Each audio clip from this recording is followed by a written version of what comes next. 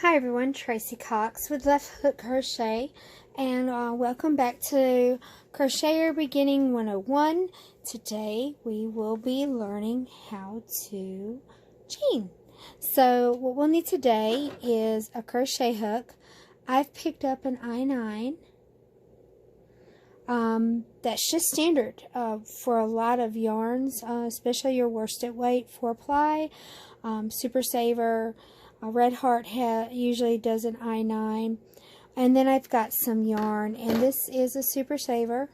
It's just pink. I chose this so hopefully it has enough contrast for you to see. So we're just going to jump into it, and I'm going to show you what you need to do. You got your yarn, got your hook. I get a pile ready, as you can see. This way I don't have to constantly pull it, unravel it. You can if you choose to. If you ball yours up, it'd be easier, however you choose to. So first thing we need to do is do a slip knot. I'm going to do like I showed you, the one I like the best, which is the parallel parking.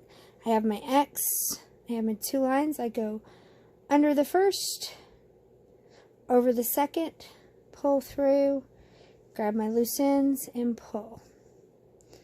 There's my slip knot. I'm going to create my tension. Oops, sorry, that got a little twisted. And then I'm going to pinch right below that knot, and I am going to literally yarn over. So I pull the yarn over the hook, and when I turn my hook down towards my knuckle, you'll notice it actually grips that yarn. See how it's sliding there? And then I'm going to pull through that loop. And there's a chain right there. So now I'm going to hold this chain that I just made, yarn over, pull through, yarn over, pull through, yarn over, pull through. One thing I have found, I didn't notice until I watched several different people, and I finally figured it out. To pull your hook towards your finger, and sometimes it helps even to like lift it up to help hold it, hold the yarn on the hook on that little part right there, and to pull it through. So yarn over, pull through, yarn over, pull through, and you notice it's popping a little bit, and that's just because the angle that I'm using is a little tight on it, and so it makes it a little bit more difficult. Whereas once you get used to it and you're just yarn over, pull through, yarn over, pull through, it starts getting easier. And you'll notice that too. The more you do it, the easier it comes to you. So you're going to yarn over, pull through, yarn over, pull through, yarn over, pull through. Move your finger up whenever it gets too far. And even if you just do 1 and then move up, or do 2 and then move up, do whatever's most convenient and most comfortable for you. If you do 3 or 4 or 5, that's fine. I usually do about 4 or 5, and then I'll move my finger up. And as you're going, like, see how I felt that. You're going to feel things when they get loose, or if they get too tight, like when it has to pop through like that. And the more you crochet, the easier to come. And then when you get done, you'll notice, see where I said I was real loose? I could see that right there. It's very loose right there. And it got real skinny right through there. That's a little tight. And then what I want to show you with this is there's 2 sides. There's this side. Let me grab a needle here. There's this side here where you can see these V's. And I'm going to stick my needle. See how you can see those two strands there? And then on the opposite side, there's all these bumps. That is actually called the back side of a chain.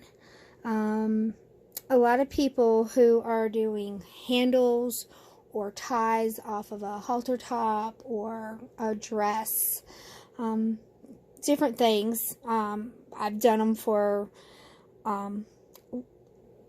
jellyfish legs, all kinds of stuff. We'll go into these back loops here, And that gives it a more polished look than going in one or both of these fronts, or even the front and then that back loop.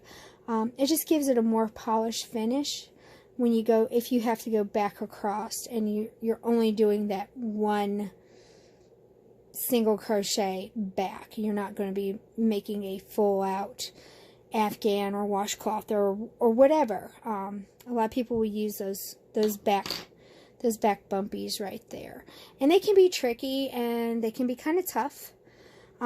This right here is your top part.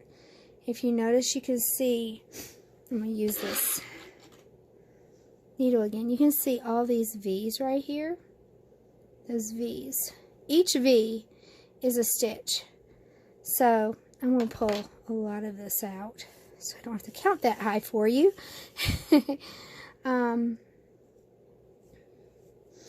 Each V is a stitch. So there is 1, 2, 3, 4, 5, 6, 7, 8, 9, and that is 10. It's a small one, but there's 10. That one got tight. And you never ever count the one on the hook. So that small one right there would be 10.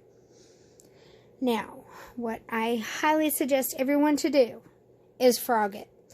And the reason why we call it frog is because you rip it, rip it, rip it, rip it, rip it. Kind of sounds like a frog. So to rip it out, you just pull. And if you crochet correctly or chain correctly, it will come out easy. And when you get to your slip knot, if you tied your slip knot correctly, it comes straight out. And then when you get done with that, once again, you will tie your slip knot, get your tension, yarn over, pull through, yarn over, pull through, yarn over, pull through, yarn over, pull through, yarn over, pull through. Yarn over, pull through, yarn over, pull through, yarn over, pull through, yarn over, pull through, yarn over, pull through. That can be a tongue twister, y'all. Yarn over, pull through, yarn over, pull through, yarn over, pull through. And then once you get a really long chain, and I'm seriously, talk about serious long, do 10. See how good that is. Rip it out. Do 25. See how that one looks. Rip it out. Do 50. Rip it out. Do 50 again. Do 30. Do different sizes, different lengths, I should say. And just get yourself accustomed to doing your favorite slip knot, getting your chain going. Because what you really and truly want is a beautiful chain, the length of whatever is required for whatever you are trying to create, and you want it to be as consistent as possible.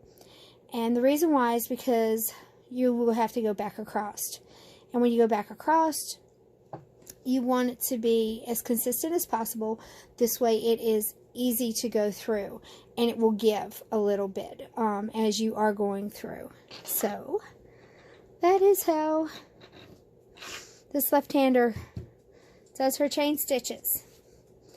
I hope you learned from that. Please give me a thumbs up if you like this video. Share it across the internet. I appreciate it. Subscribe to my channel. I appreciate every single one of you that are supporting my channel and sharing it. And I really, really appreciate all the interaction I'm getting.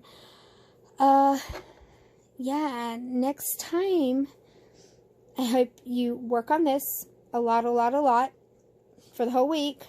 And next Friday, I will be back and we will turn our work and learn a single crochet. And by just learning the basic single crochet, you can begin to make washcloths, pot holders, blankets, hats. The world is your oyster. Alright. Thank you, everyone. Appreciate you coming. Until next time, peace, love, flowers. Bye.